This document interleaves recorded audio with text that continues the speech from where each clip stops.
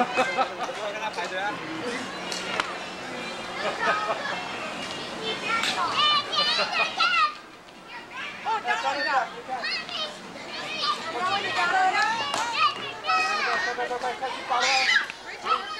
here, this way. How you doing, Goofy?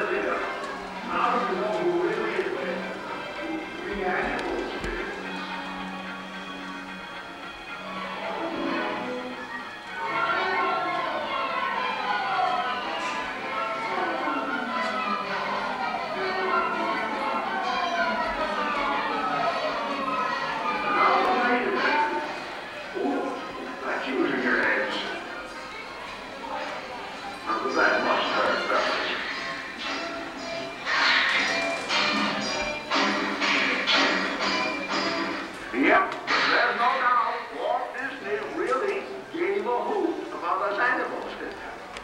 The next time you are in the great outdoors, you give a hoot about the animals you see. Why, they may be the next Disney stars. Who knows?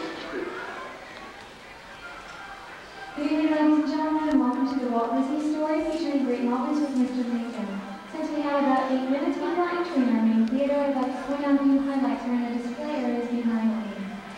The two side-by-side offices that you see have been recreated exactly as Walt.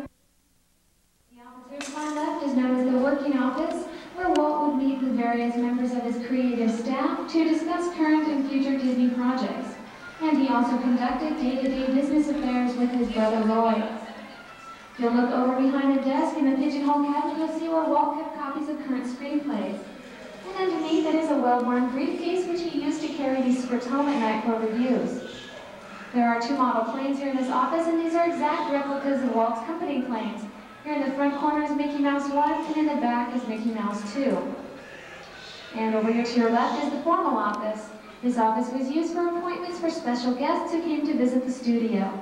And although Walt did not play the piano himself, the studio songwriters would often stop by to perform the latest Disney melodies.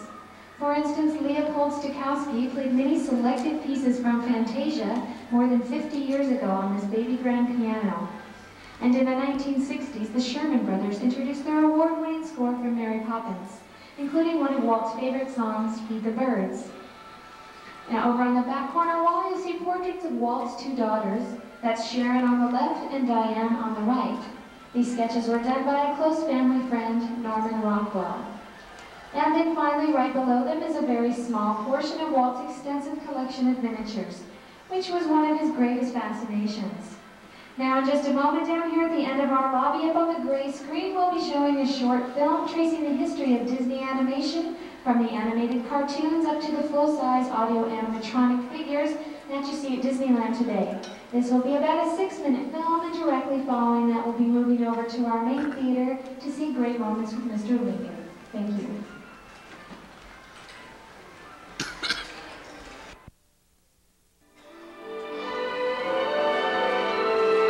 From the very beginning of his career as a young artist in Kansas City in the early 1920s, Walt Disney was excited about animation, about bringing a new kind of life to the motion picture screen. Mickey Mouse, Donald Duck, Goofy, Pluto, and a whole array of famous Disney personalities were soon stars of the silver screen. Now Walt could reach out and distill another new dimension for his part of animation, the feature-length cartoon. Well, there's no doubt about personality, so I sort of picked the name that fits the personality. So I had Dopey, he was Dopey. I had Happy, he was happy. I had Bashful, he was bashful. We had a big premiere at the Carly Circle Theater, big, great Hollywood premiere. All of Hollywood brass turned out for a cartoon. Danny, it's no right the Seven Dwarfs is going to get this beautiful statue. Isn't that the city? Many more great films followed as Walt Disney and his staff moved on to new developments in the art of animation.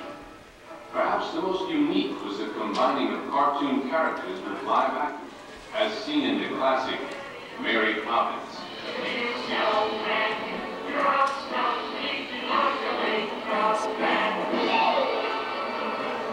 During all his years as a filmmaker, Walt Disney continued to search for new ways to express his art of animation.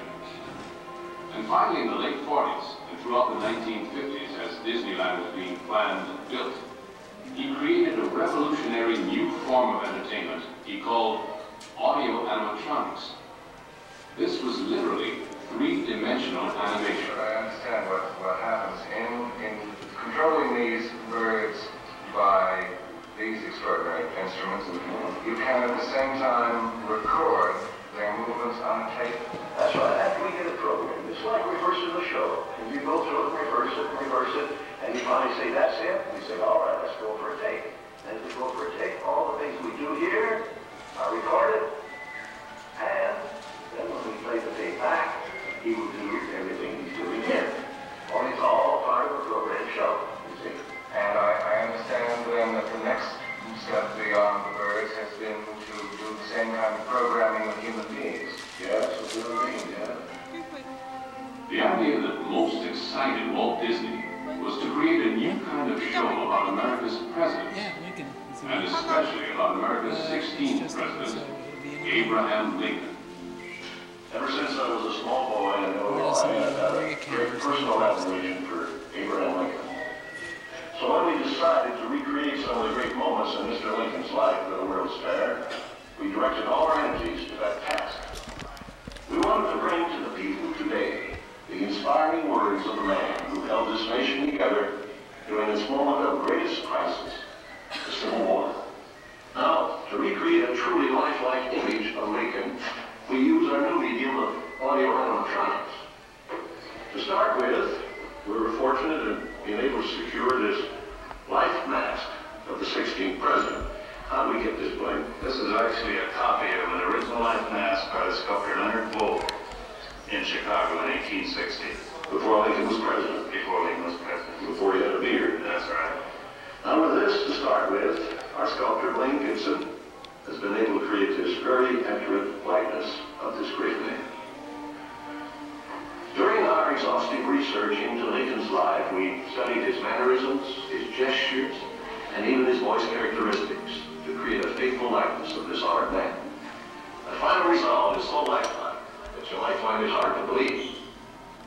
Unbelievable and inspiring were some of the words fairgoers used to describe this new portrayal of Lincoln. With this in mind, Walt Disney gave great moments with Mr. Lincoln a permanent home here at Disneyland. But Disney designers continued to improve the art of audio animatronics. In 1984, they met with scientists from the University of Utah Center for Biomedical Design. A stunning new advancement was developed, creating incredibly lifelike movements. Tomorrow's technology, married with the sensitivity of today's Disney artisans, allow us to stand once again in the presence of a man whose spirit guided the nation through a time of turmoil, whose words inspired generations to follow. We invite you now to step into our theater to experience a few great moments with Mr. Lincoln. Good evening, ladies and gentlemen. We'll be starting our presentation of Mr. Lincoln in just a moment. If I can have you step over this way. The doors here on my left will be opening toward you automatically in just a moment. Once inside the theater, we do record that there be no smoking, refreshments, or flash photography. Our show is about 16 minutes in length, and please make sure you look down and watch your step